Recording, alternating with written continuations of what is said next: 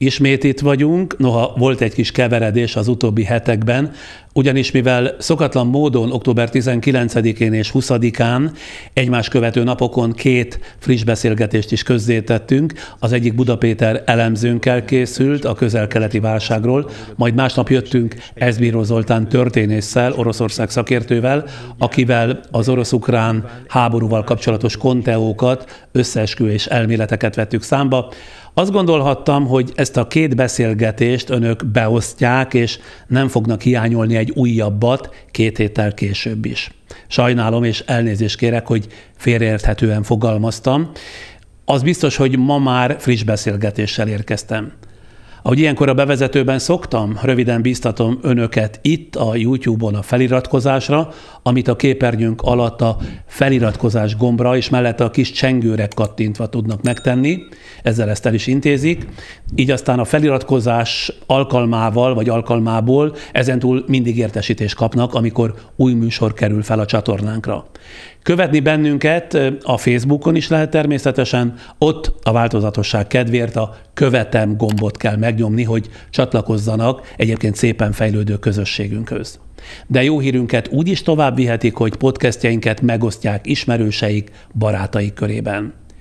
És akkor most térjünk rá mai beszélgetésünk tárgyára, illetve alanyára. Azt többször is nyilatkoztat, hogy éppen az Illés zenekarnál uralkodott a női nemet meglehetősen lekezelő macsós attitűd. Miben nyilvánult ez meg akkoriban? Mindenben. Azaz? Minden ez a nők vissza a konyhába. Ez így volt? Ez így volt. De ezt kifejezésre is juttatták, értésedre is adták? Hogyne. Például hogyan, vagy miként? Hát ilyen tréfás módon, tehát azért ezt nem kell annyira komolyan venni, tehát ez nem egy halálos nőlenézés, vagy nőgyűlölet volt, vagy nem tudom én micsoda, de hát azért náluk a dolgok... a női öntudatodat, nem? Figyelj ide, addig, amíg olyan dalokat kaptam tőlük, és úgy lehetett együtt zenélni, amilyen dalokat én énekelhettem, és ahogy ők zenéltek, addig minden rendben volt, mert a zene mindent pótolt. Tehát addig én nem éreztem azt, hogy én itt nem egyenrangú vagyok. De hát ezekből a jelekből azért tudhattam azt, hogy nem vagyok egyenrangú. Pontosan 61 évvel ezelőtt, 1962-ben az ős televíziós, ős tehetségkutatón tűnt fel egy tinédzser, aki idővel beat és pop ikonná vált, miközben évtizedeken át láthatólag sérülésmentesen túlélt korszakokat, divatokat és pályatárs generációkat, mi több, máig nagyon is jelenlévő és meghatározó előadó művésze szakmájának, ő Koncsuzsa.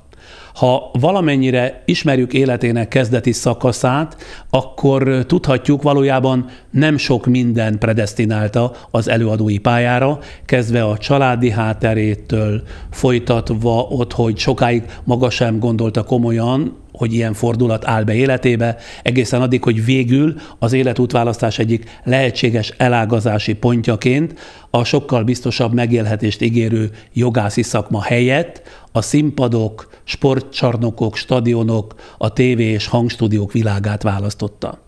Gyakorlatilag menet közben tanult meg mindent, amit ma professzionális szinten művel. Az éneklést, a művészi és szakmai önépítést, az önmenedzselést, példás módon formálta karakterét és személyiségét, ahogy azt a valódi előadó művészek szokták szerte a világban, itthon talán kevésbé. Ma egyszerre képvisel valamit, ami sajnálatosan kivesző félben van, és ami sok tekintetben követendő lehetne az újabb művészgenerációk számára. És mert éppen 50 éve annak, hogy megjelent Koncsuzsa Jelbeszéd című albuma, amit aztán gyorsan be is tiltottak, ám most a fél évszázados jubileumra tekintettel újra kiadtak, és rákerült ez a címadó dal, tehát a Jelbeszéd már aktualizált változata is. Gondoltam, hogy itt a kiváló alkalom beszélgetni az előadó művésszel. Mai vendégem tehát Koncsuzsa.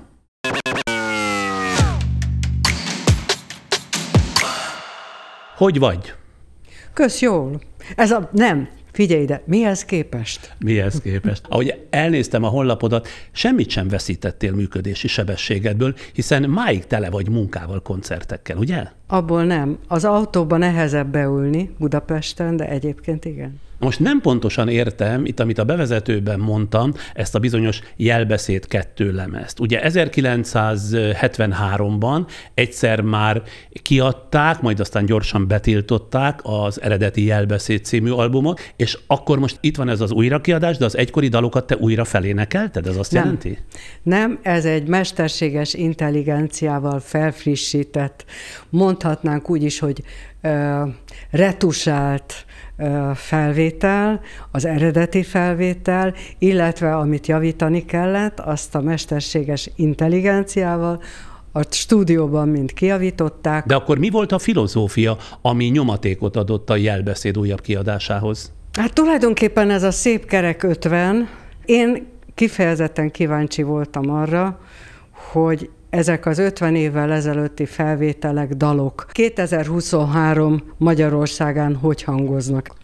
A beszélgetésünk végén a lemez címadó dalának, tehát a Jelbeszédnek a 2.0-ás mai változatát klipformában természetesen lejátszuk, de addig még sok dolgunk van. Például, ahogy szoktuk, vendégeink esetében közzé tesszünk egy rövid életrajzot is, hogy még az újszülöttek is tudhassák, hogy te ki vagy. Tényleg van olyan élethelyzet, ahol be kell mutatkoznod, illetve mondanod kell, hogy te ki vagy? Hogyne. Van olyan? Hogyne. Igen? Ma már van? Na, ma már van, igen. Akkor jön az életrajz. Tehát Kont Zsuzsa. PN született 1946-ban, de alig volt 4 éves, amikor a család Budapestre költözött. Anyja ápolónő, apja kántortanító volt, szülei diákkorában elváltak. 1964-ben Budapesten a Berzsenyi Gimnáziumban érettségizett, majd az ELTE állam- és jogtudományi karán tanult, de mert az akkor indult énekesi pályája kibontakozóban volt, 2,5 év után abbahagyta jogi tanulmányait. A Magyar Televízió 1962-ben meghirdetett első Ki mit tud című vetélkedőjén indult gimnáziumi osztálytársnőjével, Gergely Ágival. A televíziós szereplés követően Kont Zsuzsának sorra tett együttműködési ajánlatot a 60-as évek 3 meghatározó zenekara, az Omega, az Illés és a Metro együttes. 1965-ben akkor már első önálló sikerét, a Rohan az idő című dal hozta meg. 1967-ben az Ezek a fiatalok című filmben főszerepet játszott. Nem is tudtam, hogy te filmszínész is voltál. Dalait hosszú időn keresztül az Illés, majd az ebből alakult Fonográf együttes írta, de pályája második szakaszában szinte minden jelentős hazai zeneszerző dolgozott vele. Bródy János szövegíró zeneszerzővel 16 éves koruk óta barátok, és Bródy meghatározó alkotótársa is lett. Hazai fellépései mellett koncerteket adott Nyugat- és Kelet-Németországban, az egykori Szovjetunióban, Lengyelországban és Franciaországban is. 1972-ben az NDK-ban az év énekesnőjének választották. Pályafutása során körülbelül 800 dalt énekelt, 45 zenei albuma jelent meg, többségük arany vagy platina lemez lett. Legfontosabb kitüntetései a Liszt Ferenc-díj, de érdemes művész is, a Magyar Köztársaság Érdemrend tiszti keresztjével és a Magyar Köztársaság Érdemrend középkeresztjével, de Kossuth-díjjal, Prima Primissima díjjal is kitüntették, valamint a francia becsületrend lovagja címet is megkapta. Férje volt Boldizsár Miklós drámaíró, dramaturg, gyerekük nem született. Egyik testvére festőművész, a másik testvére fotós. Így van? Így van. Na hát, ha minden stimmelt, akkor még pár másodpercre kérem a türelmedet, bejelentkeznek támogatóink, és aztán belekezdünk a beszélgetésbe. A műsor támogatója, a Nissan magyarországi forgalmazója, a Grand Automotive Central Europe Kft. Annyira szeretlek, hogy ehetsz a popcornomból.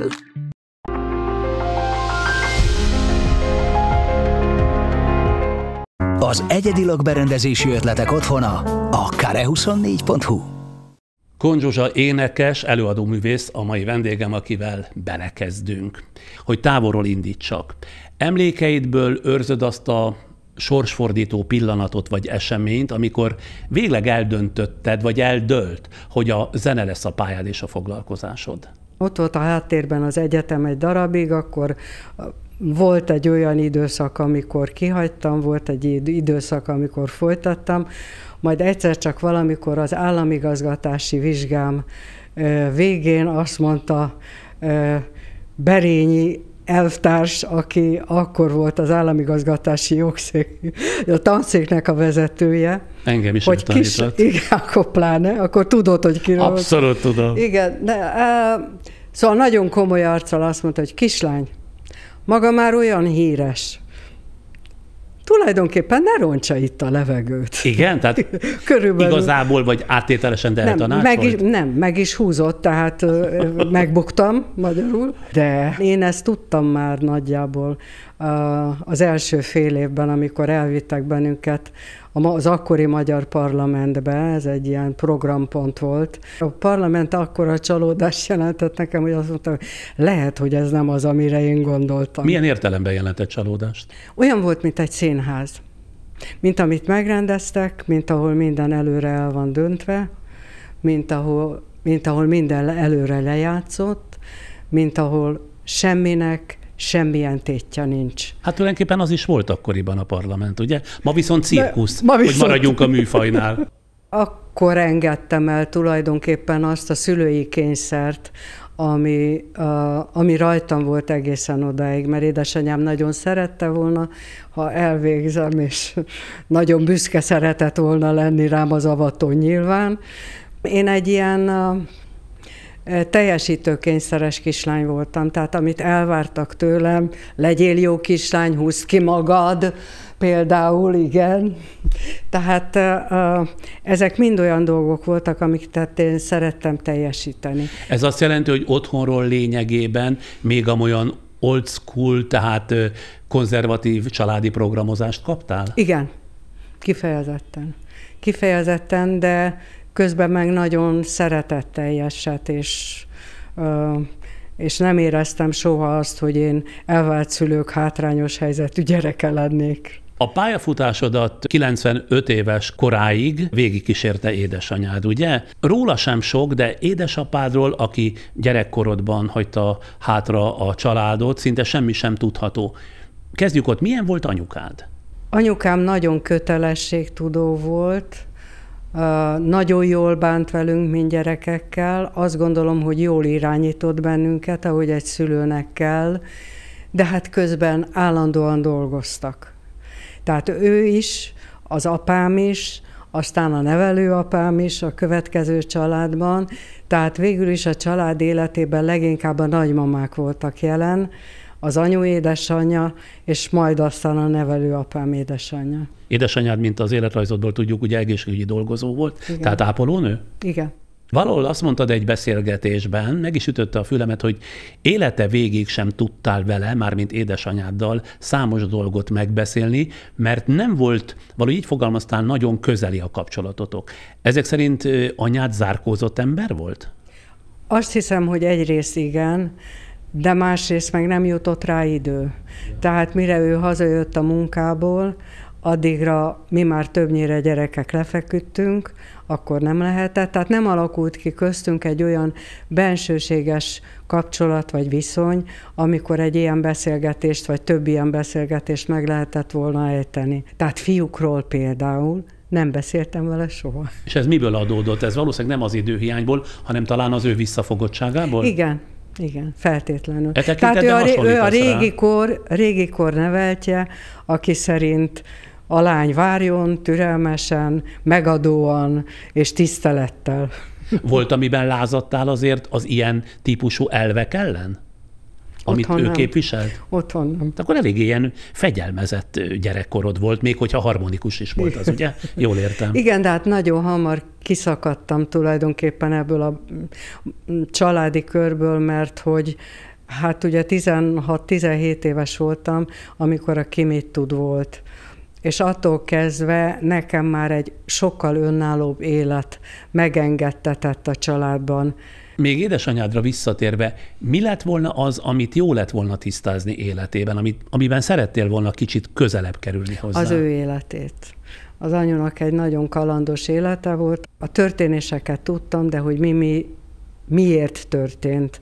Úgy, ahogy történt. Ez nyilván az édesapádtól való elválás jelenti, ugye?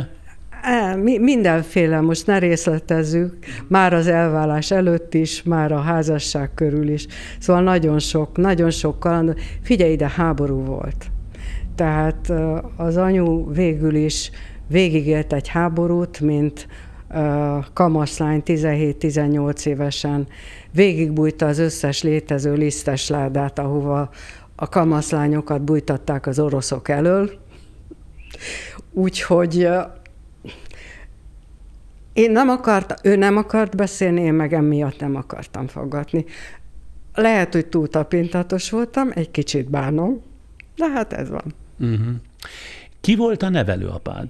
Egy nagyon kedves, nagyon szabálytartó, nagyon szerethető ember volt, nagyon jól kijöttünk egymással, nagyon sokat köszönhetek neki. Türelmes volt, talán ő sokkal inkább végighallgatott volna, de én meg nem voltam nyitott igazán erre. Tehát én 10 éves voltam, amikor ők összekerültek, és nagyon lassan szoktam meg ezt a helyzetet. Jól éreztem magam benne, de lassan tettem igazán magamével. Ő is büszke volt a te teljesítményedre, karrieredre? Hát ilyesmiről nem beszéltünk soha. Ez egy szigorú család volt. Érdekes. Tehát nem voltak dicsérő szavak, nem voltak babusgatások, szigorú nevelés volt. És mégis azt mondod, hogy nagyon szép harmóniában igen, éltetek. Igen.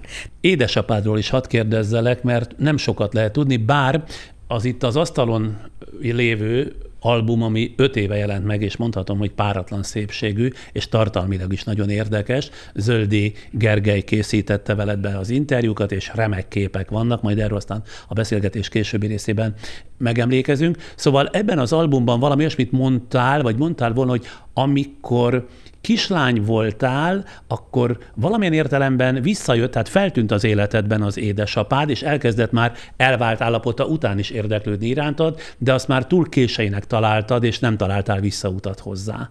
Kiválasztottak 8. koromban a Váci út 89-es általános iskola 8. osztályából, arra, hogy én a Magyar Rádió riporter őrsébe riporterkedjek. Mi a fene? Kollega, tisztelt kolléga. Igen, akár riporter is lehettél egyébként volna? A Dévényi Tibivel itt ismerkedtünk meg, ő is ilyen kiválasztott gyerek volt, és a rádióújságban, amelyik azt hiszem, hogy minden magyar családnak járt, abban megjelent egy fényképes riport rólunk. És ott én is ott voltam, és írták, hogy Kont Zsuzsa.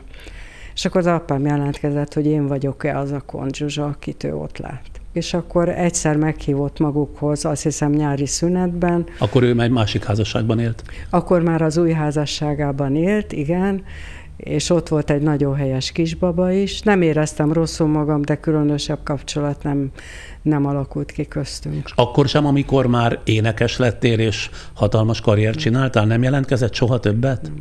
És tudsz róla valamit, hogy él, vagy nem, már nem? Azt tudom, hogy nem. Azt tudom, hogy viszonylag korán elment. Milyen férfi mintát, vagy milyen férfi mintákat kaptál kettős forrásból? Tehát egy darabig az apádból, aztán pedig a nevelőapádból. Mi csak azt láttuk, hogy a szülők nagyon-nagyon sokat dolgoznak azért, hogy mi meg tudjunk élni, hiszen ne felejtsd el, ekkor építették újra az országot, lett vége a háborúnak, alakult egy új rendszer, úgy, ahogy sok baj volt vele, sok probléma volt vele, jött 56, megint romokat takarítottak, tehát azt tudom mondani, hogy különösebb mintát nem annyira tőlük kaptam, hanem inkább az olvasmányaimból, vagy a filmélményeimből. De férfi mintát is? Férfi mintát is, persze, igen. Ezt azért firtatom, ezt a férfi mintát, hogy befolyásolták ezek a férfi minták bármilyen értelemben is a te magánválasztásaidat, magánkapcsolataidat. A későbbi választásokban láttam egy olyan mintát, például az első férjem családjában, ami nagyon rokonszenves volt, ami az én számomra újdonság volt. És vonzó volt. Igen, és vonzó volt. Tudod? Tehát ilyen szempontból láttam, de nem éltem át, hogyha úgy tetszik. Az alaptermészetedről sokszor elmondott, hogy alapvetően zárkózott, félénk, gátlásos gyerek voltál, mégis az nekem nehezen fér a fejembe, hogy kimertél állni egyszer csak a színpadra, sőt, hát, hogy mondod, riporter őrs tagjának kiválasztottak. Tehát, hogy volt bátorságod ebből a félénkségből közönség elé állni? Magadnak mivel magyarázod ezt az ellentmondást? Nem tudtuk, hogy mi az a tévé valójában, tehát, és nem tudtuk, hogy mire megy ki a dolog, és hát mi az Ágival ketten állandóan szerepeltünk, mert egy olyan gimnáziumi osztályba jártunk, ahol nekünk volt egyedül hallásunk az osztályból, tehát mi énekeltünk, a lányok tanították egymást táncolni, mi pedig énekeltük az éppen menő slágereket. Úgyhogy nekünk nem volt újdonság az, hogy ketten énekelünk két szólamba, és hát akkor miért ne vigyük ki? Hát az osztályban jó volt, mi vigyük ki a televízióba, és hát ha ott is jó lesz. Ebből a gátásos lánykából hogy lesz egyszer csak a közélet iránt érzékeny fiatal felnőtt? Bár az is igaz, hogy számtalanszor említed a veled készült interjúkban, hogy valami olyasmit, hogy kívül estünk a kultúrpolitika látószögén, mondod pont ebben az albumban is. Miért gondolod, hogy ennyi politikával, vagy inkább közérzettel átítatott dal kívül tudott esni a kultúrpolitika látószögén?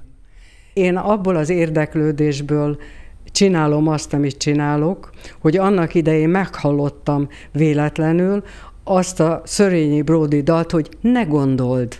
És én rögtön tudtam, hogy ez nem az én páromnak szól, hanem a hatalomnak szól. Ne gondold, ó, nehogy tiéd a világ. Igen. És, és mindig a szerencse... Ez nem Vitrainak szólt? Hát volt egy legenda. Nem tudsz erről? Ez lehet egy interpretáció, de én erről nem tudom. Én valamikor ezt úgy hallottam, hogy valami interjút csinált Vitrai a Szörényivel, és az nem stimmelt, vagy nem tetszett Leventének, és utána írta meg a ne gondold, ó, nehogy tiéd a világ. Igen. Ez semmi, ez smafú? Tulajdonképpen végül is a Bródi szövegeiben az a zseniális, hogy mindenki saját maga számára interpretálhatja. Tehát az is igaz, amit te mondasz. Akár lehet ez is igaz. Abszolút. Vagy az is, amit meg te gondoltál, ugye? Igen. És 50 év után azért vettétek elő a Jelbeszéd című lemezt, mert ismét, hogy mondjam, csak Magyarországra szakadt a jelbeszédek szükségességének korszaka? Hát minden esetre az embernek lehet nagyon konkrét déjà vu-je. És miért igényled, és miért igényelted mindig is, hogy a világról, ami körülvesz téged és bennünket a dalaidban rendszeresen jelentést tegyél? Ebből a műfajból az én számomra ez volt az érdekes. Annak idején ezért kezdtem el. És valahogy úgy maradtam. Annak idején ezért kezdted el. A Gézengusz korában még nem tudhattad ezt. De a Gézengusz korában semmit nem kezdtem el. A Gézengusz korában gyerekként hülyéskedtem egy ország nagy nyilvánossága előtt. Na de az, hogy te folyamatos jelentéstevő vagy, ez honnantól kezdve alakul úgy ki, hogy ez már mint egy szükségszerűség jellemez téged? Lehet, hogy a rendszerváltástól. Tehát a rendszerváltásig volt egy mentségünk. Nekünk. Itt Magyarországon, ha úgy tetszik. Mire vonatkozom? Hogy itt vannak az oroszok, és ezt kell csinálni. És végül is mindent az oroszok döntenek el. És valahogy úgy tűnt a rendszerváltáskor, hogy ettől megszabadultunk. Ugyanakkor elérkezett az a pontja, ami rögtön talán nagyjából 4 hónappal a rendszerváltás megkezdése után, tehát már Antall József miniszterelnöksége alatt, hogy az ő honvédelmi államtitkára javaslatot tett arra, hogy cseréljék ki a szovjet hősi emlékművet a Szabadságtéren. És akkor én azt mondtam, hogy feltehetően ez akkor mégse az a rendszer, amire én gondoltam. Mit találtál ebben ominózusnak? Legyünk őszinték. Magyarországot a fasizmustól az oroszok felszabadították. Tehát akárhogy is van az, hogy utána viszont elfoglalták és végigrabolták az egész országot, ez tulajdonképpen a háborúk velejárója, ha akarjuk, ha nem. De hát azért, ami azt illeti, megérdemli a szovjet kvázi néphadsereg, hogy emléket állítsunk annak, hogy 1945-ben végét szakított a német náci uralomnak Magyarországon. Én, mint művész, azt vállaltam, hogy kvázi, ha úgy tetszik, a mindenkori rendszer kritikusa vagyok. Ezt minden ódiumával együtt vállalnom kell, az előnyeivel épp úgy, mint a hátrányaival. Tehát az előnye feltétlenül az, hogy 1,5 órát dedikálok egy új lemez nyomán a Libriben. És ezt annak tudod be? A rendszerkritikusságodnak? Igen.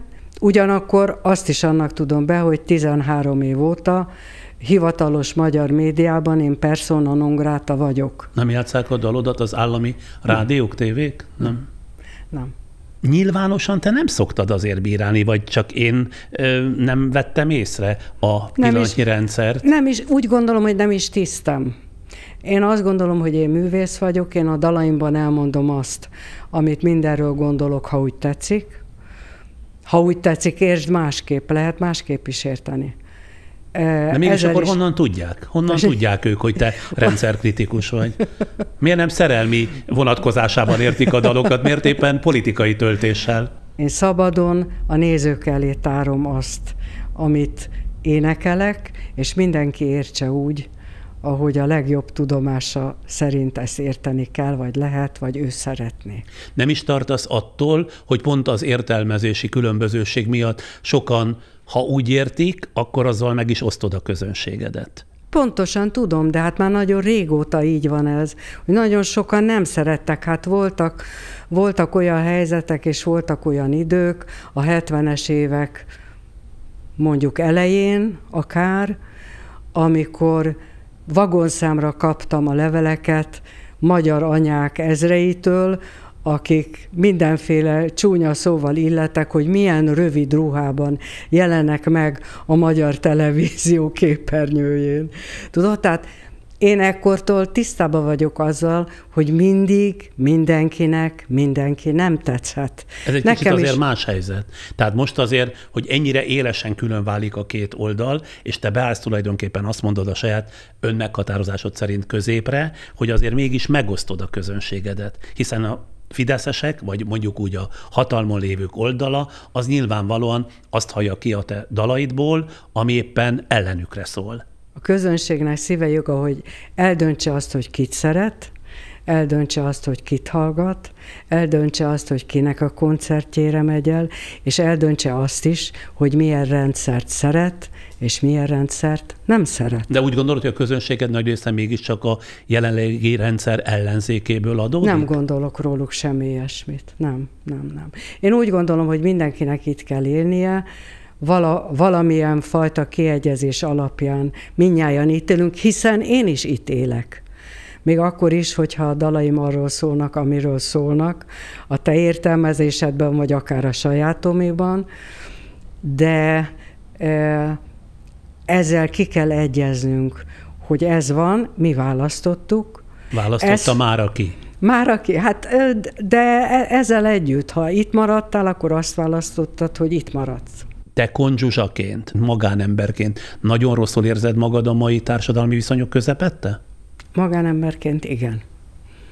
Igen. Én nem szeretem azt, hogy utálkoznak a külföldi barátaim, amikor meghallanak ezt, azt Magyarországról.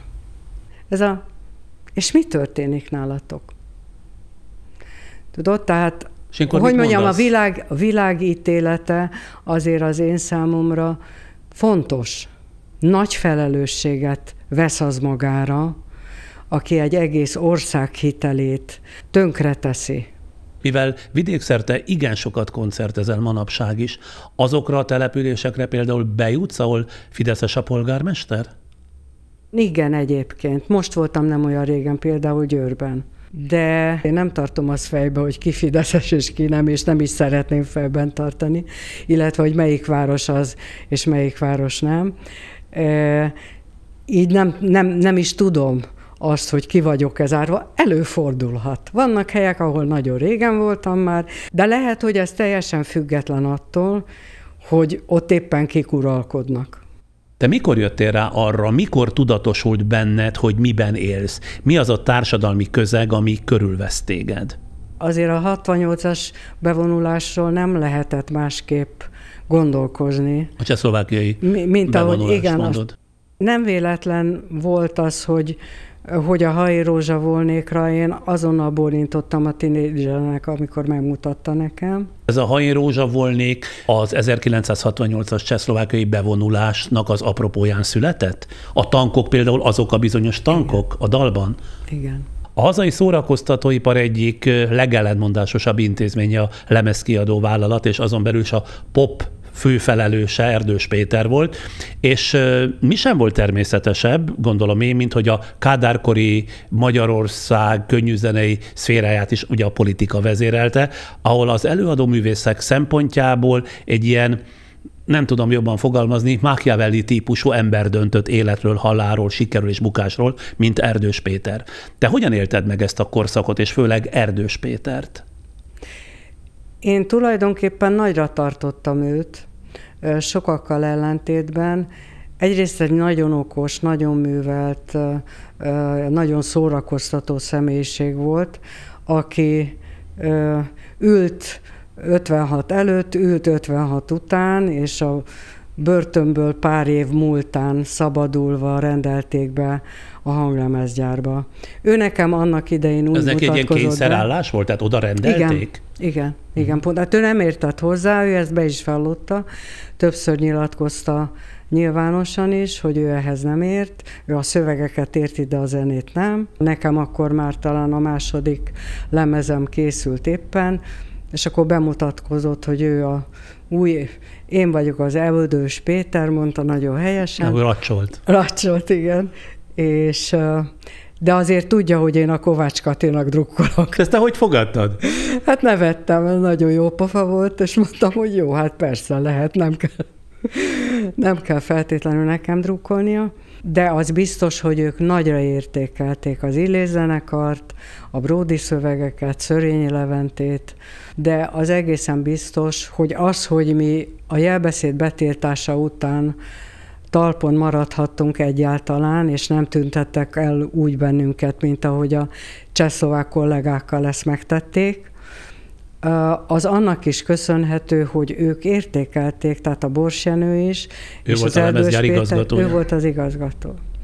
Tehát ők értékelték azt, amit mi csináltunk, és ők jónak tartották, és progresszívnak, és előremutatónak. Tehát ebből a szempontból én csak a legjobbakat mondhatom mindkettőjükről.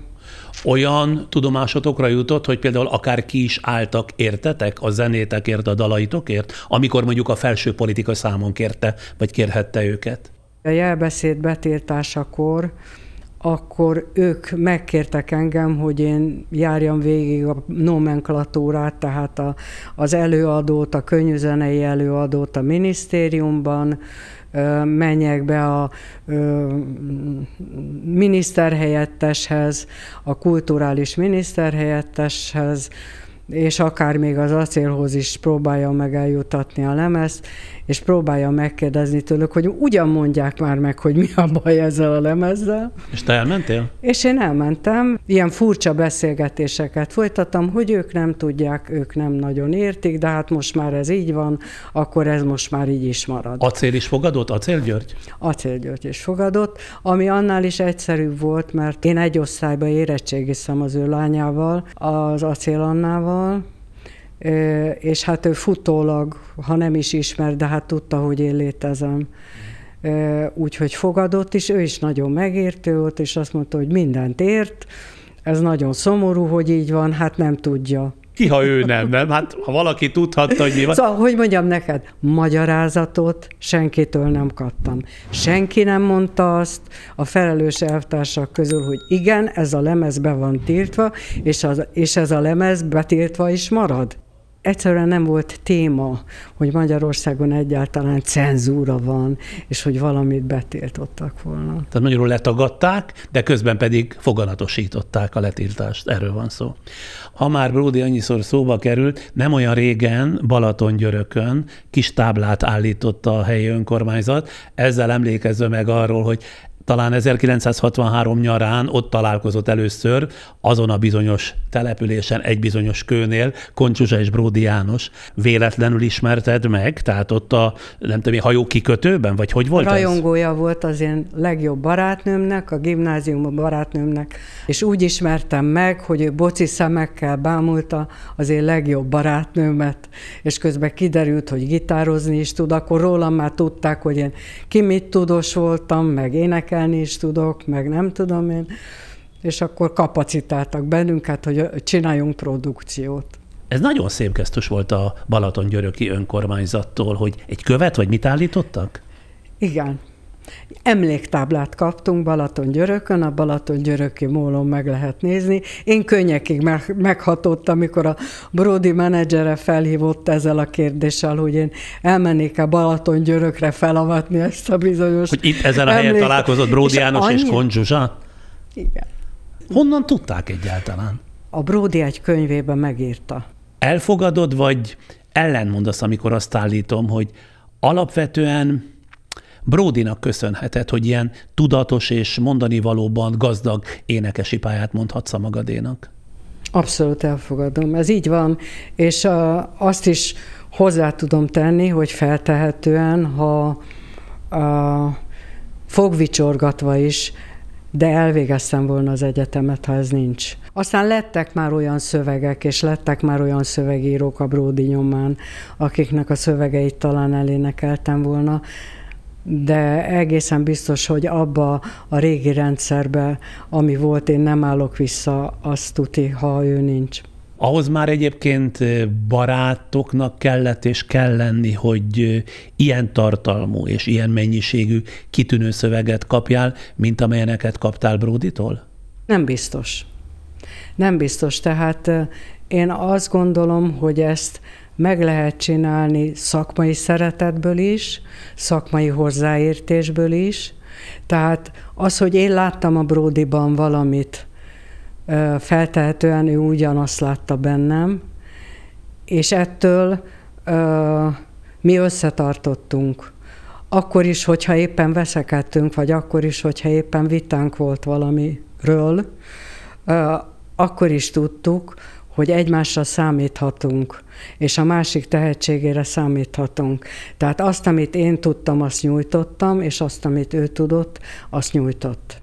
És könnyű neki veled? Tehát ha kapsz Bródytól egy dalszöveget, fenntartások nélkül elénekled és hús, vagy előzetesen beleszólsz, többszörösen mondjuk átírod, amíg nem lesz olyan, mint amilyennek te hallani szeretnéd az adott dalszövegét? Az esetek 80%-a olyan, hogy egy kötőszót sem változtatok, és mondjuk az esetek 20%-a olyan, amikor vitázok, kérek, ezt-azt. De most őszintén megdöbbentem, hogy 80%-ot úgy hagysz jóvá, ahogy leteszi elé. Körülbelül. Legfeljebb nem éneklem el az egész dalt, ilyen van. Mi az, hogy nem énekled el az egész dalt? Azt mondom, hogy te, ez nagyon szép dal, én nagyon szeretem, de inkább énekeld el te.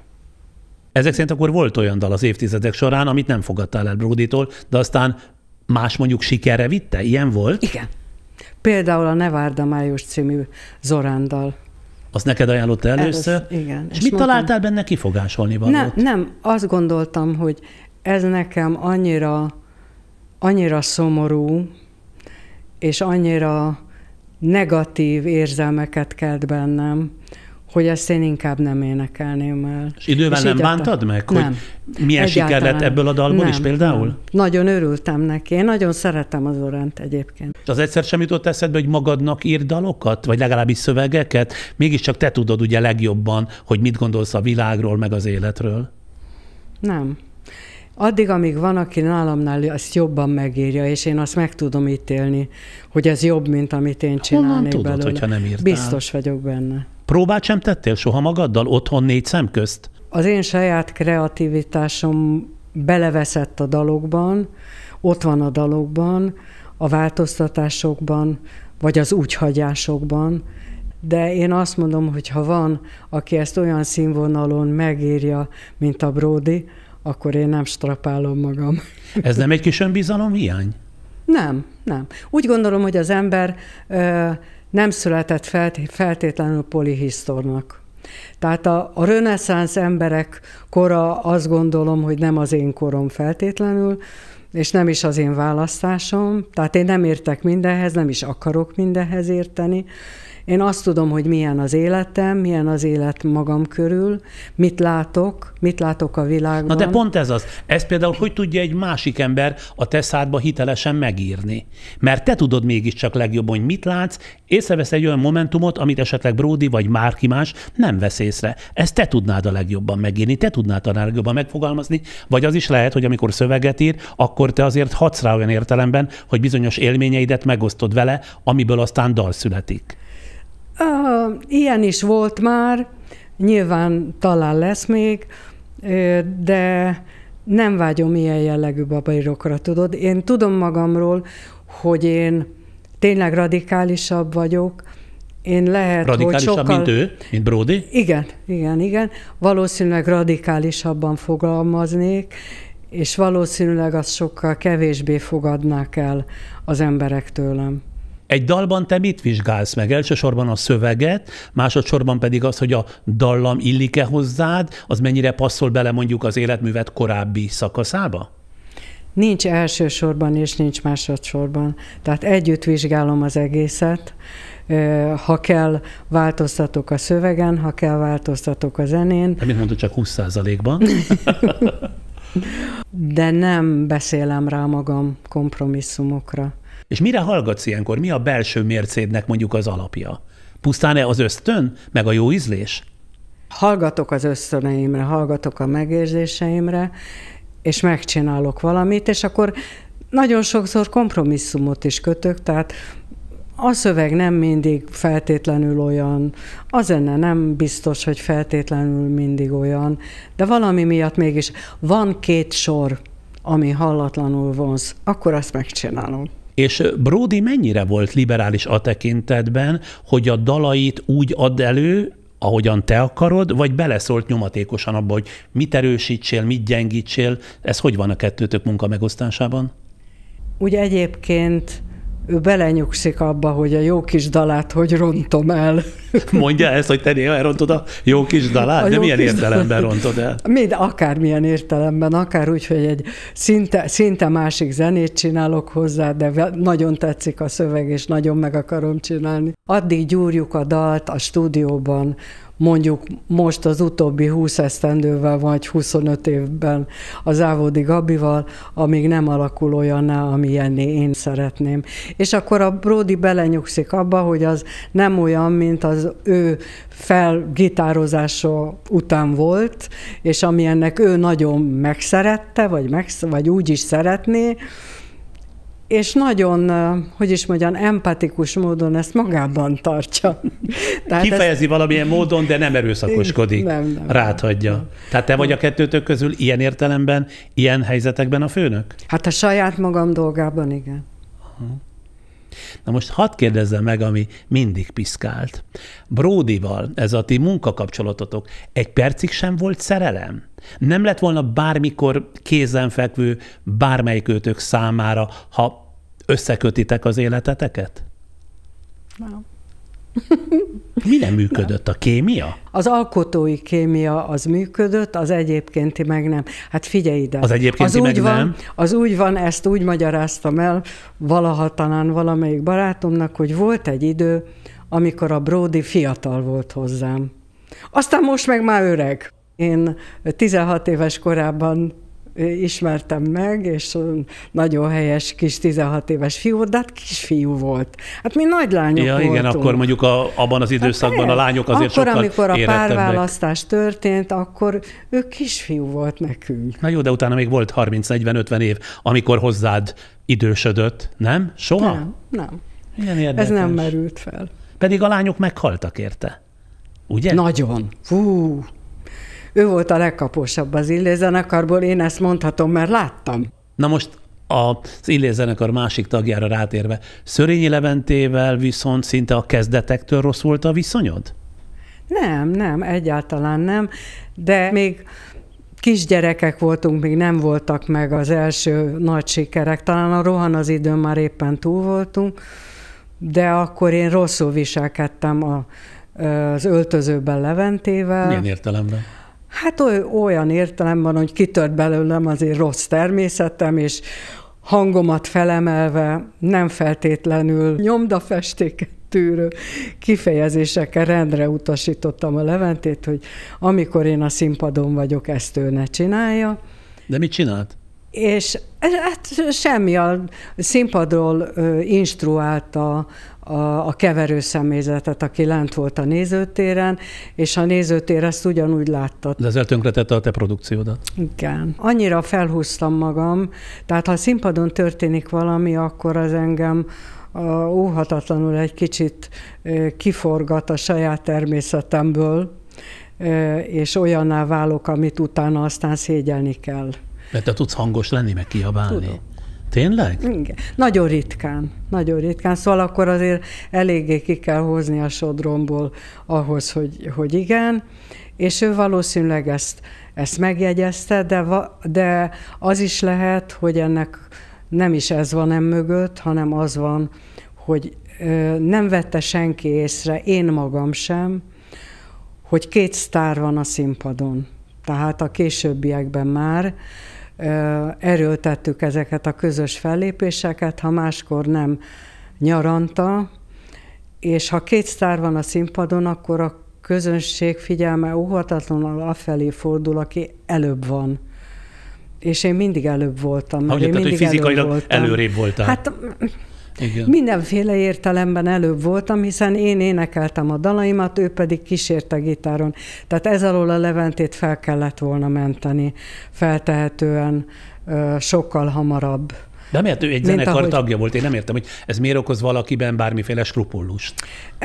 Arra szerződött, hogy téged kísérjen, nem? Ez nem tett jót az ő velem szembeni ellenérzésének. Miközben én magam is csodálója voltam, mindig lementem a zenekari árokba, és figyeltem az ő fellépéseiket, és a Levente fantasztikus teljesítményeket nyújtott a színpadon, nem csak hangszeresen vagy énekben, hanem volt benne valami olyan magnetikus erő, ami valakinek van vagy születésétől kezdve, vagy nincs. És ez a dalokban testet tudott ölteni a színpadon. Hát te mindig elismerted azért az ő tevékenységét. Mindig, és én azóta is elismerem, nincs ezzel semmi baj. Nem szeretett mindenki mindenkit, figyelj ide. Ti nem szerettétek egymást akkor? Hát nem, mi nem szerettük annyira egymást. Ebben a bizonyos albumban, amit Zöldi Gergely írt, a következőket mondtad. Leventével dolgozni sosem volt sétagalop, mindig azt akarta hallani, ami belül a saját hangján elképzelt. Eleinte, kezdőkoromban ez jó iskola volt, sokat tanultam tőle. Később viszont, amikor már nem tudtam, vagy nem akartam úgy csinálni, ahogy ő diktálta, problémássá vált az együttműködés. Úgy éreztem, minél inkább magamra találtam, neki annál kevésbé feleltem meg. Így van. Ez szó szerint így is van. Kemény Tehát nem feleltem meg neki. De ő semmilyen értelemben soha nem tette kritika tárgyába a te előadásodat? Nem, de nem is dicsérte soha. És akkor ez azt jelenti, hogy sok évet ti már nem is beszéltek Leventével? Hát amikor találkozunk, akkor mindig. De nagyon ritkán találkozunk, mondjuk Brody koncertjeim például. Az is csak egy ilyen elvtársias? Hogy vagy? Ja, persze, igen. Azt többször is nyilatkoztat, hogy éppen az Illés zenekarnál uralkodott a női nemet meglehetősen lekezelő macsós attitűd. Miben nyilvánult ez meg akkoriban? Mindenben. Azaz? Minden ez a nők vissza a konyhába. Ez így volt? Ez így volt. De ezt kifejezésre is juttatták, értésedre is adták? Hogyne. Például hogyan, vagy miként?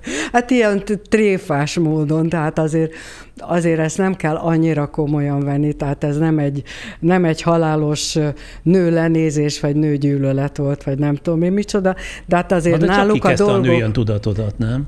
Figyelj ide, addig, amíg olyan dalokat kaptam tőlük, és úgy lehetett együtt zenélni, amilyen dalokat én énekelhettem, és ahogy ők zenéltek, addig minden rendben volt, mert a zene mindent pótolt.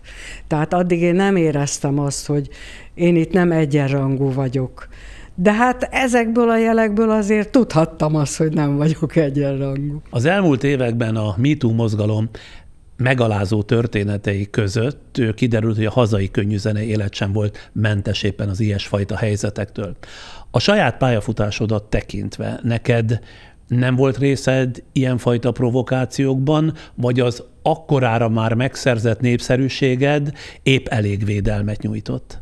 Icipici dolog azért történt, ami azt lejelezte a férfi partner, az egyébként nálam sokkal idősebb férfi partner, hogy ő vevő lenne többre is, amit én azonnal lefagyasztottam benne. Tehát ez nekem nem... Hogy csináltad? Hogy tudtál lefagyasztani? Csak úgy néztél rá? Van frigider ajtó, amit ha kinyitok, az abszolút, a hozzám közeledők ezt mind tudhatják, hogy akit én nem akarok, hogy közeledjen hozzám, az nem is fog. És hogy vagy a külsőddel, Zsuzsa? Milyennek tartottad és tartod magad? Mert ez a rólad szóló album, amit sokat emlegetek, mert nekem nagy élmény volt, tele van jobbnál jobb képekkel, szebbnél szebb koncsusákkal. Nem voltam túlságosan jóba, ha erre vagy kíváncsi. Kicsit manapság csodálkozom is. Tegnap előtt például az egyik rajongótól a dedikálás közben kaptam egy régi fényképet, amelyik abban az időben készült, amikor az Élünk és meghalunk című lemezt készítettük, tehát mondjuk 72-ben nagyjából, igen. És úgy ránéztem, és mondom, soha nem láttam a képet. Így ránéztem, és azt mondtam, hogy húha, ez azért valami. Tehát, hogy megtetszettél magadnak? Megtetszettem magamnak, azt mondtam, hát ez azért nagyon rendben van. De én nem gondoltam magamról egyébként túl sokat, mint ahogy most se gondolok magamról túl sokat. Tényleg nem tudtad, hogy egy jó színpadra termett külsővel rendelkezel? Mondjuk ezt azért gondoltam, mert a külföldieken talán inkább láttam. Mert ott ugye a magyar dalok nem játszottak szerepet, hiszen ott többnyire vagy franciául, vagy németül énekeltem, esetleg angolul,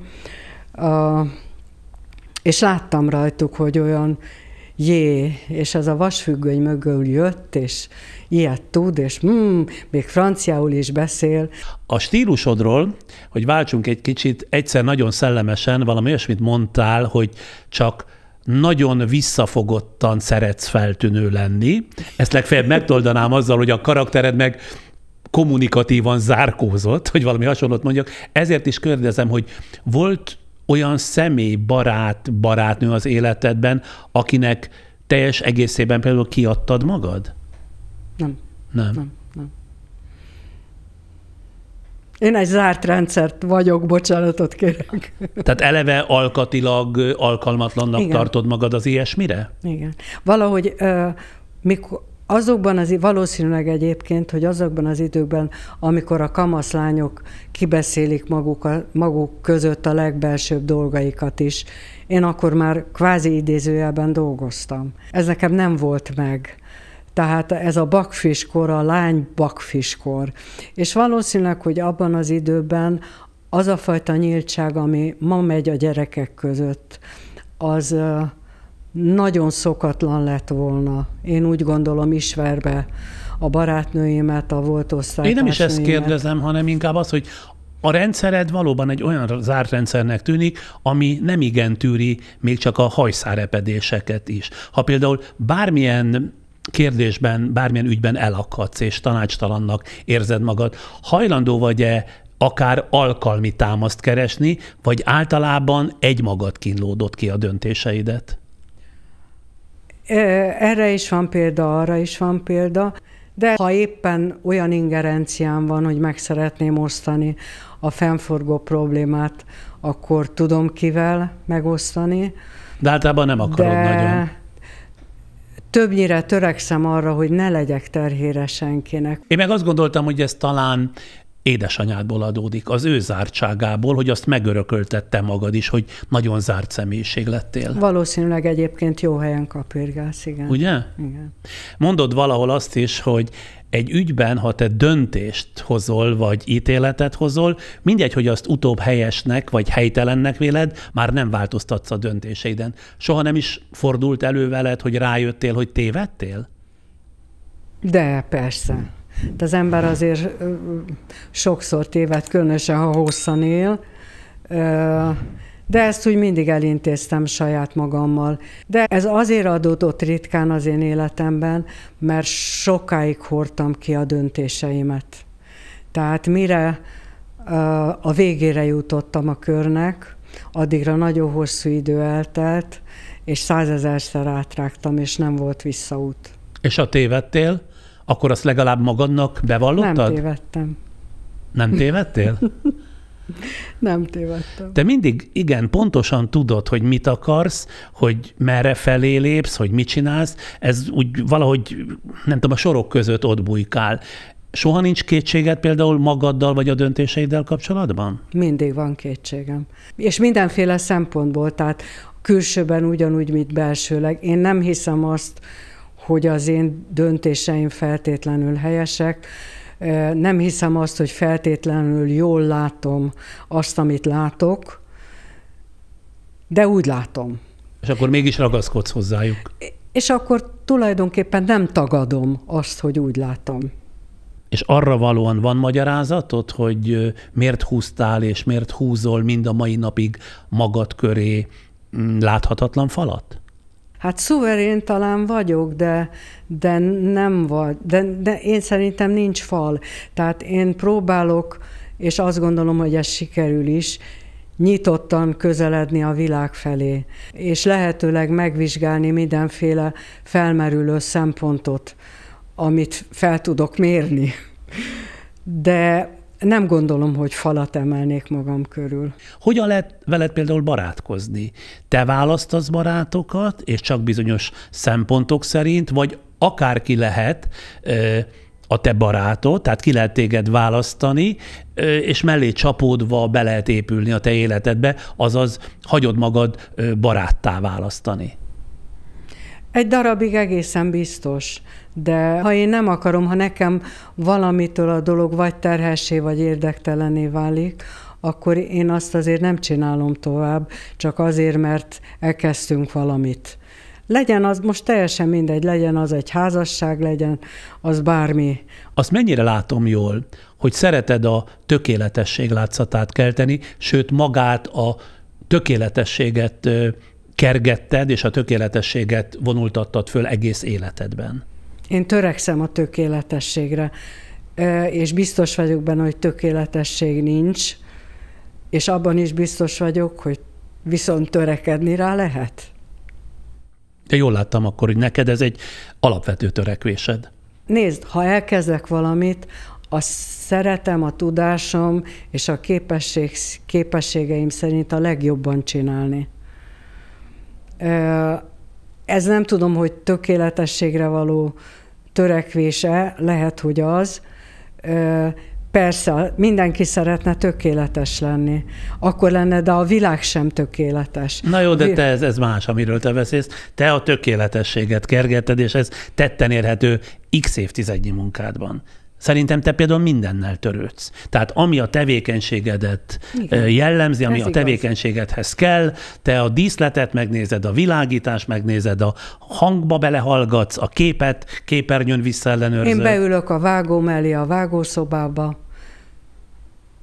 Tudod? Tehát miközben nem értek hozzá, csak tudom, hogy az egy nem jó snit, annál valószínűleg találunk egy jobb snittet. Tegyük be inkább azt helyette. És többnyire igazam van. És voltál, vagy néha szabálytalan? Mire gondolsz konkrétan? Amikor úgy kirúgtál a hámból. Tehát mondjuk ez a... Igen? Persze. Amikor elveszítetted a fejed, többet ittál a kelleténél. Tehát ilyen mondjuk... is volt. Igen? Minden volt, persze. El is veszítettem a fejem, többet is ittam. Igen. Figyelj ide, mi sem esik az embernek jobban, mint a korlátokat legyőzni. Akár a saját korlátaidat, akár a mások által állított korlátokat. Akkor most itt tartunk egy csöpnyi szünetet, bejelentkeznek támogatóink, és aztán már folytatjuk is Kon Zsuzsával.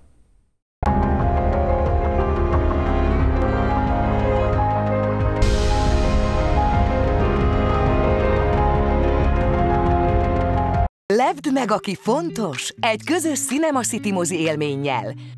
Mert az együtt töltött pillanatok, a minőségi idő a legmaradandóbb emlék.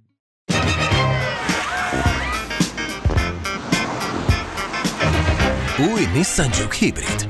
Próbáld ki! Design. Az egyedi lakberendezési ötletek otthona. Kare24.hu.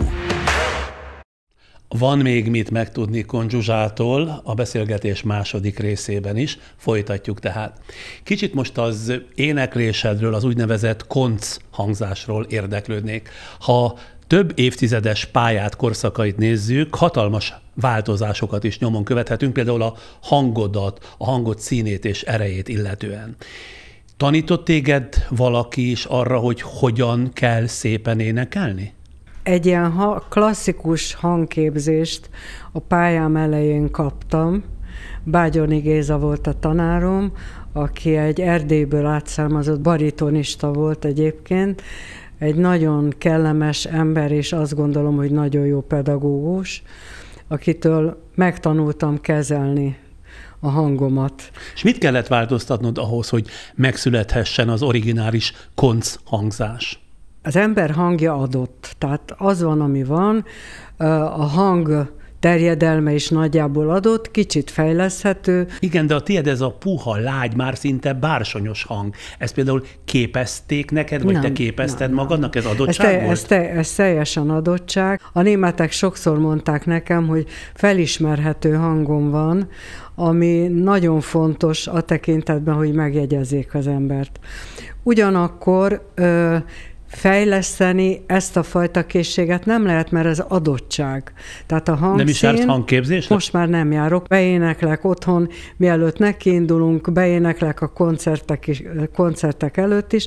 Tehát, hogy mondjam, ezt nem lehet abba hagyni. Az egy dolog, hogy az ember otthon vasalás közben szeret énekelgetni. Ez volt az én édesanyukám, aki gyönyörű szép dalokat énekelt vasalás közben otthon. Mindig el voltam tőle bűvölve. De ez azért nem elég ahhoz, hogy az ember hosszasan kiálljon, különösen nem egy olyan közegben, ami tele van elektromos hangszerekkel, amely már sokkal hangosabb, mint bármilyen más akusztikus hangszer is. Meg hát ezek az elektronikus eszközök már a hangot is olyan módon képesek modulálni, alakítani, hogy sok esetben nem lehet ráismerni az eredeti előadóra, tehát az egy originális hangnak kell lenni, az ember tudja, hogy kit hallgat adott esetben, igen, ugye? Igen. Azt azért mondhatjuk, és szerintem ezzel te is egyet fogsz érteni, hogy voltak erősebb hangú énekes kolléganőid, de a te elsőségedet te mivel magyarázod? Lehet, hogy én erre gondoltam, egy énekes kifejező ereje sokszor fontosabb, mint a hangja? Ebben a műfajban feltétlenül. Ez egy nagyon összetett műfaj, ahol egyrészt nagyon számít a megjelenés, nagyon számít a személyiség, hogy a személyiség hozzá tud-e adni valamit a dalhoz, hogy van-e, én úgy szoktam ezt mondani magamnak, hogy van-e játékintelligenciája. És ez nem feltétlenül adatik meg mindenkinek. Szép hangja sok embernek van. Hát nézd meg ezeket a vetélkedőket, amelyek manapság mennek a televíziókban. Hihetetlen hangok vannak. És hihetetlen ügyességgel lekoppintják, leéneklik azt, amit az eredeti előadó előadott, sokszor még azt is túlszárnyalva akár. Mégse az esetek 99%-ában mégse lesz belőlük semmi. Tehát nem érnek mert annak a nyomában, mert hiányzik az a személyiség, amelyikre fogékony a közönség, mert ez sem mindegy. Neked ez megvolt, ugye? Azért bemered vallani így szűk körben. Hát szűk körben talán igen. Tényleg, hogy voltál te a női kollégáiddal, vagy ha úgy mondhatom, a női riválisaiddal, Zalatnaival, Kovács Katival? Mi tulajdonképpen nem találkoztunk kizárólag csak a televízió műsorok, a közös televízió műsorok sminkjeiben, azokra a fél órákra vagy órákra, amik bennünket felkészítettek, festettek. Na hát az alatt semmi egyébre. De barátkozni is lehetett volna, ha éppen, nem tudom én, a kémia összehoz benneteket, de erről nem volt szó? Hát erről annyira nem volt szó. Szóval az úgy nézett ki annak idején a könnyűzenei élet, hogy a kollégák megcsináltak egy ilyen 2 órás műsort, amiben szerepeltek mondjuk 5-en, 6-an, 8-an, utána beültek egy étterembe vacsorázni, utána a szálloda bárjában, ahol aludtak, még ott szórakoztak egy kicsikét. A vidéken és voltak. Így folyt a szakmai barátkozás többnyire. De ezekből te mind kimaradtál. De hát én ebből mind kimaradtam, egyrészt azért, mert nem jártam ezekre a helyekre, másrészt azért, mert tanultam olyankor, amikor a többieknek szórakozásra volt, mondjuk. Én meg inkább arra gyanakszom, és vagy rám hagyod, vagy ellentmondasz, hogy ez leginkább nem abból adódott, hogy nem volt velük kapcsolatod, mármint, hogy például Kovács Katival, vagy Zalatnaival olyan tartósan, hogy te jelentékeny módon különbözni akartál tőlük?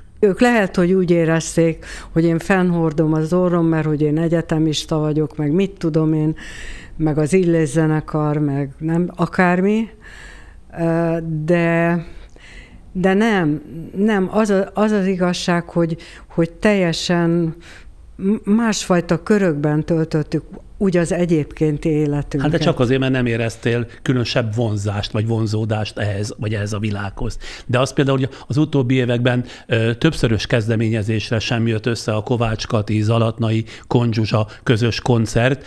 Alapvetően a te ellenállásodon bukott meg? Egy ideig igen, tehát eleinte, amikor kitalálódott, akkor igen, de utána kiderült, hogy a többieknek sincs igazán affinitása ehhez, talán a Cini volt, aki egyedül ezt forszírozta volna. Nézd, nekünk szakmailag nagyon más terepeken mozogtunk, tehát amit én csináltam, az azt gondolom, én legalábbis, hogy nagyon különbözött attól, amiben ők jók voltak, és amit ők csináltak, és nem lett volna értelme ez csak azért, mert mindenki énekesnek hívja a másikat. Ráadásul én nem is énekesnek hívtam magam, hanem előadónak. Tudod? Tehát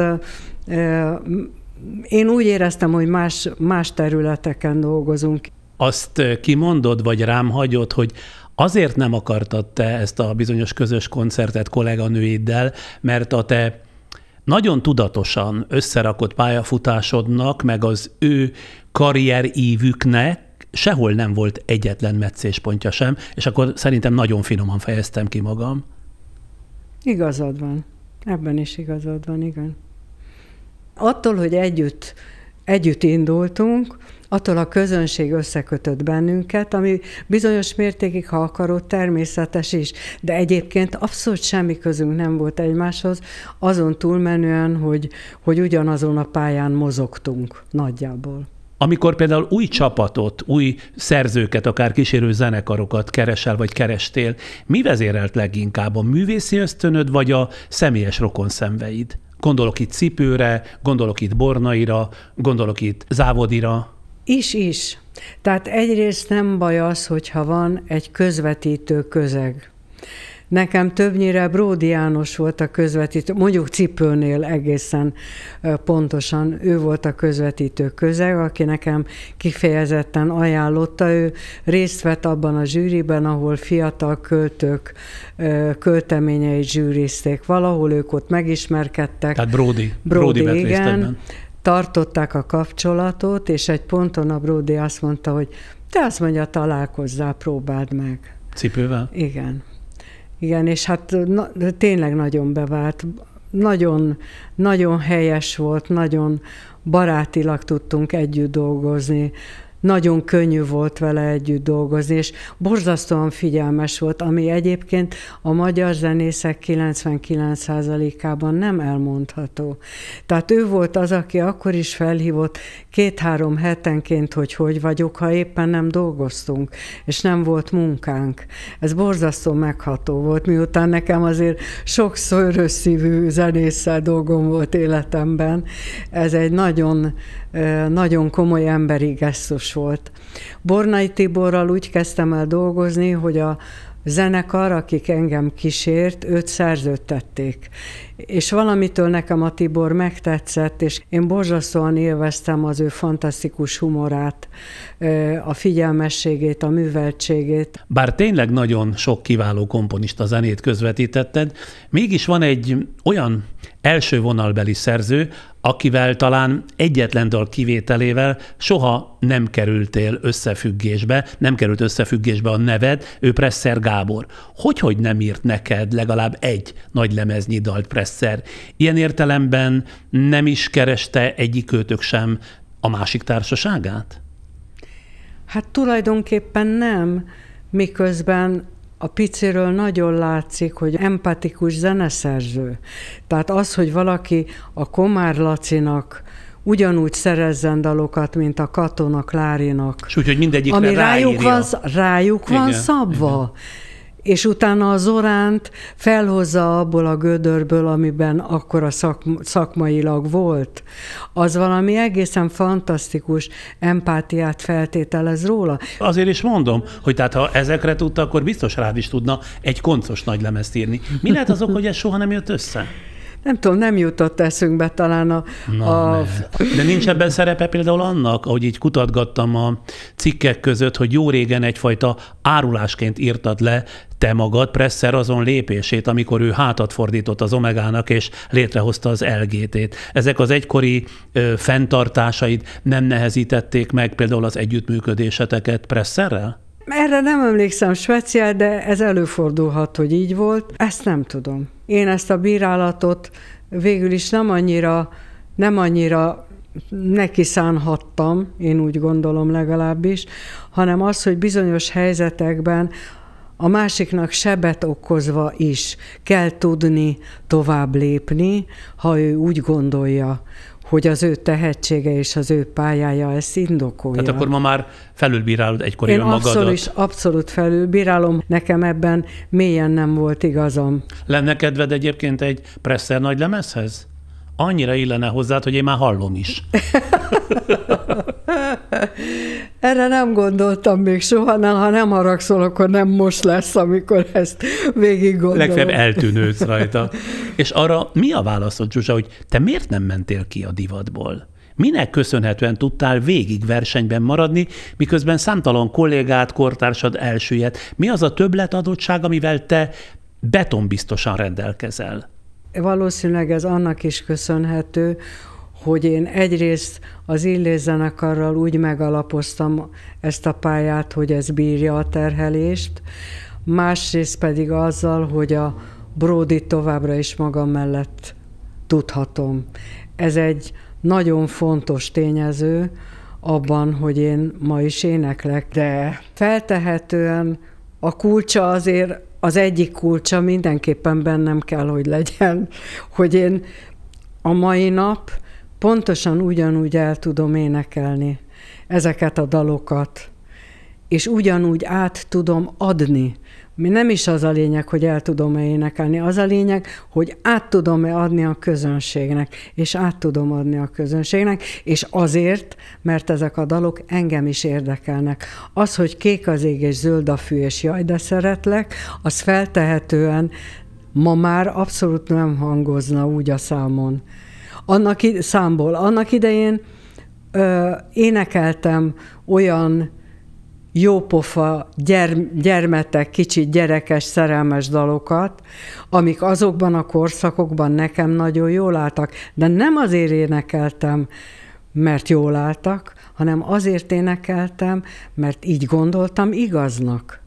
És amikor a 2000-es évek elejétől a tévékben beindult a zenés tehetségkutatók sorozata, és bár kiderült, hogy Magyarországon minden második ember énekes akar lenni, közöttük tényleg persze voltak és vannak remek hangi adottsággal rendelkező lányok és fiúk, ezek sem gondolkodtattak el például arról, hogy itt bizony egy új korszak, egy új nemzedék kopogtat, illetve inkább dübörög az ajtón, és akkor ehhez képest nekem jut-e elég hely a színpadon?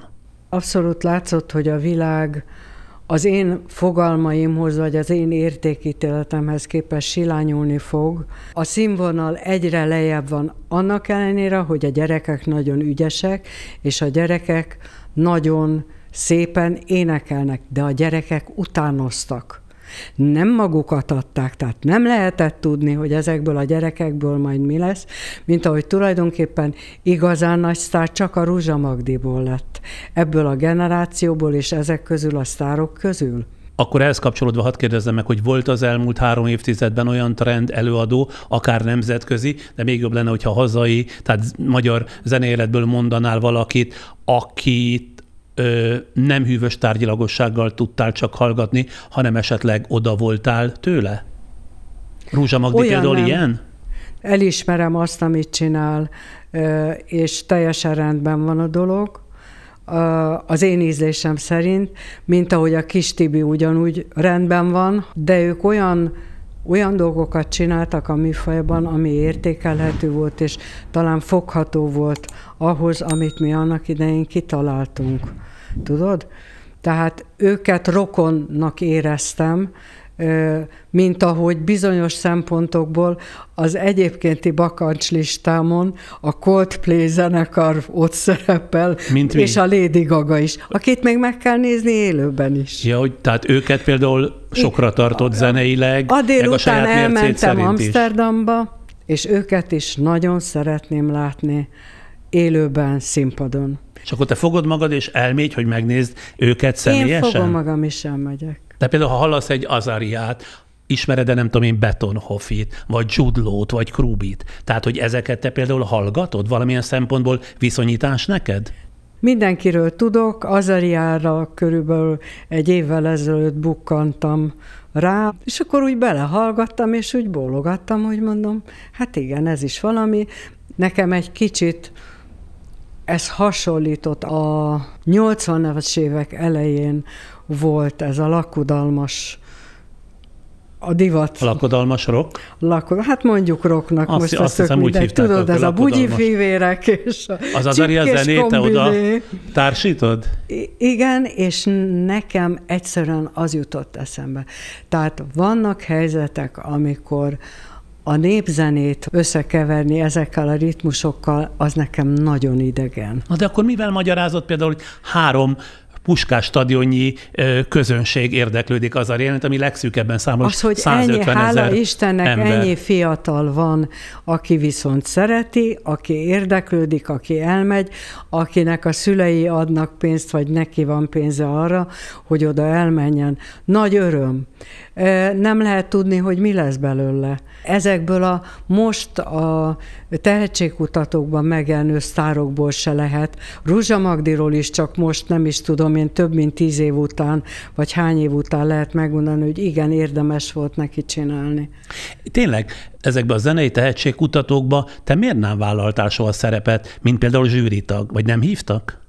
Hát egyrészt nem hívtak, de ez mondjuk egy másik történet, de én ezeket nem tehetségkutatóknak tartom. Ezek szórakoztató zenei műsorok, amit olcsón meg akarnak úszni, azok, akik ezt csinálják. Milyen értelemben olcsón? Hát olcsón, tehát nem a szakma krémjét kérik fel arra, hogy csináljunk egy showműsort. Tehát a nyugati televíziókban, amennyire én ismerem a nyugati televízióst, mindenhol van 1 hónapban, a németeknél sok. A németek szeretik ezt a műfajt, tehát nagy showműsorok, ahová meghívják a már befutott nagy sztárokat. De például, ha hívtak volna zsűritagnak a tehetségkutatóba bármelyikbe is, elmentél volna? Én nem tartom magam alkalmasnak, hogy én zsűrizek bárkit is. Hát akkor ki az alkalmas, ha te sem? Ezt te félreérted. Én nem tartom magam alkalmasnak arra, hogy ítélkezzek mások igyekezetén, és ha ők alkalmat kapnak arra, hogy egy ilyen műsorba fellépjelek, én nem fogom őket ettől eltanácsolni. Azért nem lettem jogász többek között, ez az egyik ok volt, mert rájöttem, hogy a bíró szerepében én biztos nagyon rosszul hatnék, és én azt biztos, hogy nem vállalnám. És arra sem volt példa, hogy jelentkezett volna nálad egy ifjú önjelölt, hogy tessék engem tanítani, bevezetni a szakmába, netán menedzselni? Nem volt, ez nagyon fura, tehát annak a dolognak, amivel mi elkezdtük, és amivel mi befutottunk, annak nagyon kevéssé van folytatása, a magyar könnyűzenében legalábbis. A gyerekek, akik feltörekvő tehetségnek tartják magukat, azok arra törekszenek, És ez sajnos egy új jelenség, ami feltehetően a rendszerváltás után keletkezett, hogy ők közönséget, sikert, pénzt találjanak, keressenek saját maguknak. És mivel lehet sikert csinálni azzal, ami nagyon közérthető, és azzal lehet pénzt is csinálni, ami nagyon közérthető. Ezzel azt is mondod, hogy neked például nem lesz szakmai örökösöd, úgy gondolod? Úgy gondolom, hogy igen. Másra térve, az érződik belőled, és mondta másképp van, hogy magányos típus vagy, de az a fajta magányos, aki ebben egyáltalán nem érzi rosszul magát, sőt, szinte fürdőzik. Tévedek? Nem. Na, abszolút nem tévedsz, de közben meg egyáltalán nem érzem azt, hogy... Tehát nagyon sok barátom van, nagyon sokan vannak, akik körülvesznek, sokan vannak, akik szeretnek. A közönség szeretete az baromi nagy hajtóerő ahhoz, hogy az ember jól érezze magát. Ez oldja a civil magányt? Civil magány nincs. Oly mértékig elfoglald mindazt, amit körülöttem elérhetek, egy kézzel elérhetek, hogy ez tulajdonképpen egy percidőt sem hagy. Például André, akiről énekeltél a Je t'aime című dalban, az volt a cím, hogy Je t'aime, egy valóságos francia kapcsolat volt az életedben? Igen. Jean-François-nak hívják. Ja, hogy nem André, csak az nem illet prozódiailag bele. Na most átnéztem dalait sokaságát, feltűnt, hogy a szerelem önálló tematika, de ez még nem lepett volna meg, hiszen a te műfajodban ugye hát abból adódik, hogy nagyon sokan megéneklik a szerelmet. Viszont a dalaidnak a címe vagy refrénje sok esetben egyfajta hiányérzetet fogalmaz meg. Ugye azt mondja, hogy te szeress legalább, mondod az egyik dalodban, vagy valaki kell, hogy szeressen. Ezek mind ugye így szólnak. Nagyon olyan, mintha ezek a dalok, és el is ismerted, hogy valamilyen élethelyzetben rólad szólnának, illetve a te hiányaidról szólnának. Na csak oda akarok ilyen nehézkesen kiukadni, hogy szerettél-e te eleget, és szerettek-e téged elegen, Zsuzsa? De most nem a közönség, meg nem a család, meg a nem tudom, barátokra gondolok, hanem közvetlenül úgy Isten igazából, aki csak a tied volt, és akinek csak te voltál. Tudod, mire gondolok? Hát nagyon remélem, hogy igen. És nagyon remélem, hogy ez nem egy ilyen végső konklúzió. Tudod, tehát én azt gondolom, hogy a szeretet az egy képesség, amire az ember képes, de nem mindenki képes kifejezni. És nem mindenki képes kifejezni feltétlenül úgy, ahogy mondjuk adott esetben egy privát kapcsolatban ez a másiknak feltétlenül igazán azt jelenteni, hogy te ő ez voltál, szereti. aki kevésbé tudtad kifejezni adott esetben? Nem gondolom. Nem? Nem. Akkor ez az én félreértésem, amikor így fogalmazok egy kérdésben. És az, hogy nem lett gyereked, bármilyen összefüggésben néha az eszedbe jut manapság? Nem. Nem, soha. Mert? Nem, nincs, mert hát erről az ember tehet, nem tehet, így érez, így nem érez. Van, aki ezt bevallja, van, aki ezt nem vallja. Én csak oda akartam kiukadni, hogy saját gyerekkori keserű tapasztalataid alapján, vagy az alkotói szabadságodat megőrzendő nem terveztél gyereket nevelni? Hogy mondjam, nem volt előttem olyan pozitív példa akkoriban, amikor ezt nekem el kellett döntenem, és amikor módom volt ezt eldönteni, amitől én ezt feltétlenül olyan nagyon akartam volna. És hogy vagy az idő múlásával, hogy megint valami más kérdezzek? Te is küzdesz ellene minden természetes és mesterséges módon, vagy képes vagy tudomásul venni, hogy rohan az idő? Nagyon nehéz dolog ez tudomásul venni, egy nőnek különösen, egy férfinak nem annyira, mert a 100 éves pasi is pasi, de egy nőnek ez különösen nehéz tudomásul venni. Amit úgy elfogadhatónak tartok, azért igyekszem megtenni érte, de azért tehetnek többet is. Az, hogy elégedett vagy a karriereddel, nem kérdezem, hiszen például termékeny voltál, ennyi album, külföldi, hazai fellépés, és mind a mai napig, ez nyilvánvalóan elégedettséggel kell, hogy eltöltsön, és hol van még ugye a vége. De Elégedett vagy-e, kérdezem, az egész életeddel, vagy ha leélhetnéd másképp, esetleg elgondolkodnál azon, hogy leéld másképp? Szégyenkezni valóm nincs, tehát nagyjából mondhatom azt is, hogy rendben volt. Mindig megtettem mindent azt, amire abban a helyzetben és időpontban képes voltam, és utána az utóéletéért is megtettem ugyanazt a dolognak. Szóval úgy volt jó, ahogy volt. Valójában igen.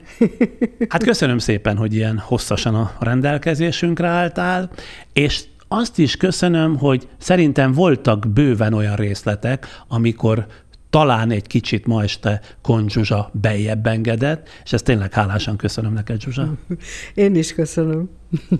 Aki pedig szeretne ilyen és ehhez hasonló beszélgetéseket a jövőben is hallani nálunk, kérjük, támogassa műsorkészítésünket, amit számtalan kreatív módon megtehetnek, vagy itt képernyőnk alatt kissé jobbra a köszönet gombra kattintva, vagy a patreon.com-on a Friderikus Podcast oldalát felkeresve, ott rendszeres támogatásra is van egyébként lehetőség, de a képernyőnk alatt a támogathatóság egyéb lehetőségeit is részletesen leírtuk, tehát olvashatják. Köszönjük szépen, ha támogatják podcast készítésünket. És akkor, ahogy ígértem valamikor másfél órája, bemutatjuk Kohn Zsuzsa frissen készült Jelbeszéd 2.0 lemezéről a legújabb Jelbeszéd című számot.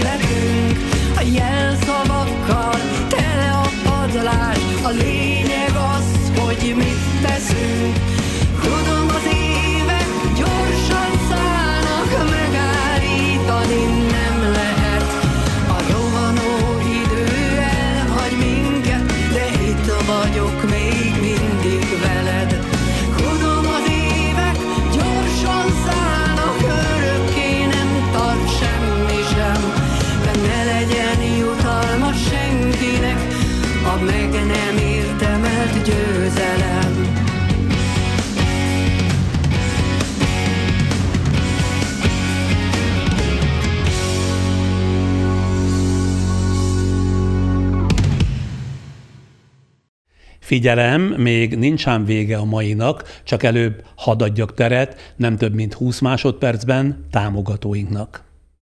Mozizni nélküled? Na még mit nem? A műsorszám felemelő pillanatait a Nissan támogatja.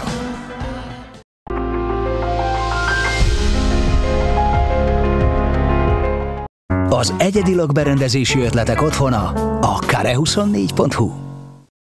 Végezetül hadd hívjam fel figyelmüket korábbi friss beszélgetéseinkre, de archív anyagainkra is, amelyeket még a tévézés hőskorában készítettem, és láthatók már a felületünkön. A frissebb podcastek közül kiemelném a 4 hete az izraeli-Hamas háborúról Buda Péter elemzőnkkel készített, a helyzetet igen sokrétűen elemző beszélgetésünket, de figyelmet érdemel az orosz-ukrán háborúval kapcsolatos összeesküvés elméleteket leleplező podcastünk is, ami Eszbíró Zoltán történésszel készült néhány nappal ezelőtt. Nem sokkal ezek előtt vitázott nálunk Gelencsér András légkörkutató és Pogácsa Zoltán közgazdász szociológus, azt feszegetve, hogy milyen lenne egy valóban fenntartható élet a Földön, van-e még mód erre, milyen életmód, milyen technológia szükséges hozzá, továbbá, hogy milyen globális gazdasági összeomlás, háborúk és migráció várható, ha és amennyiben a megszokott életvitelünkről mégsem leszünk képesek lemondani. Ajánlom figyelmükbe ezt a Végítélet harsonája című beszélgetést is.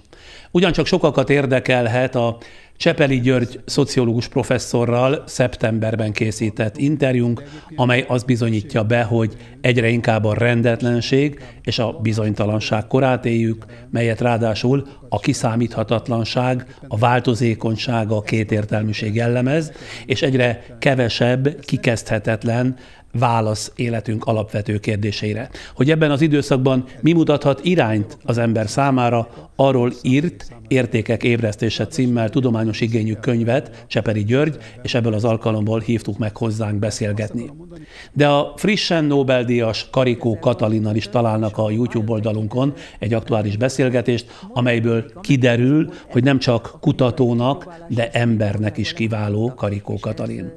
És nem feledkeznék meg a Frey Tamással a mostanában megjelent új könyve kapcsán készített friss podcastünkről sem. Ami pedig archívumunkat illeti, a múlt héten az eddigi 222 egykori tévéműsoromból feltett műsorrész vagy teljes műsor mellé 6 régi új részlet is felkerült. Az egyik a magyar maffiaállamról, Magyar Bálint szociológussal készült évekkel ezelőtt az akkor megjelent könyve kapcsán, amely a legteljesebb, legalaposabb és legátfogóbb elemzése a 2010 óta Magyarországon kiépült rezsimnek. Aztán találtunk még egy álinterjút, ebben nem is kicsit verte át álriporterünk, Gyarmati Andrea közismert gyerekorvost, tehát ezt a nagyon mulatságos beszélgetést is feltettük a múlt héten, valamint 2 érdekes történetet az Én mozim egykori adásaiból, egy gyilkosságért elítélt ember lányának megpróbáltatásairól, és egy olyan fiatalemberről, aki megszállott módon készült a magyar labdarúgó válogatott legalkalmasabb és legeredményesebb szövetségi kapitányává válni. De egy másik magyar Nobel-díjassal, Oláh György kémikus professzorral készült egykori beszélgetésem is újra látható, valamint egy komplett műsor, a Fantasztikus Európa sorozat egyik adása, amelyben az akkor Magyarországon élt európai fiatalok szórakoztattak bennünket hatan, hazájuk néhány eszement különlegességével, nagyon vicces módon, miközben keretezte ezt az egész műsort a padödő 2 tagja, Lang Györgyi és Falusi Marian. De mindezeken túl is 228 archívanyag közül válogathatnak már, tehát a youtube.com/Friderikus Podcast oldalon a 4. vízszintes sorban. És akkor mára ennyi volt, de jövünk 2 hét múlva is, addig is a legjobbakat kívánom.